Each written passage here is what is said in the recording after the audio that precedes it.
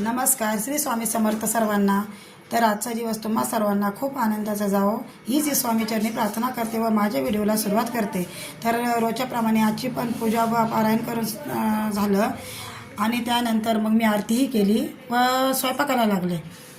स्वयंपाकामध्ये मी मूग डाळ घालून मेथीची भाजी करणार होते. तर ही बघा मेथी मी निवडून वगैरे धुवून घेतली आहे. बघा स्वच्छ धुवायची ती 2 पाण्याने. आणि मग थोडीशी मुगाची डाळ पण भिजू घातली होती. मूग डाळ घालून भाजी छान लागते. त्यासाठी मिरची, लसूण व जिरे हे घेतले. आता हे मी मिक्सरला लावते. मिक्सरला त्याच्यामध्ये थोडंसं आबडधोबड वाटण तयार करून घ्यायचं. आणि त्यानंतर मग आता हे बघा वाटण तयार झालं आहे आपलं. कढई ठेवली, त्यामध्ये तेल टाकलं. तेल चांगलं तापलेलं आहे आपलं. त्याच्यामध्ये जिरे, मोहरी, लसूण टाकलं व भाजी टाकून घेतली. हे बघा ही मोकळी भाजी छान लागते मुगाची डाळ टाकून केलेली. आता आपली भाजी थोडीशी वाफवली का त्याच्यामध्ये मुगाची डाळ टाकून द्यायची. हे बघा मुगाची डाळ टाकली मी त्याच्यामध्ये.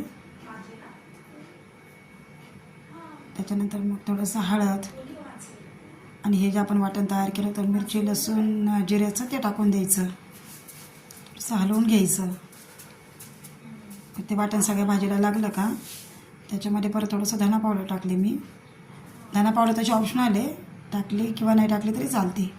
थोडंसं पाणी टाकलं, मीठ टाकलं आणि आता शेंगदाण्याचा कूट हा पण ऑप्शनल आहे. जर नसेल कोणाला जास्त आवडत ना तर डाळीतही भाजी ही छान होऊन जाते.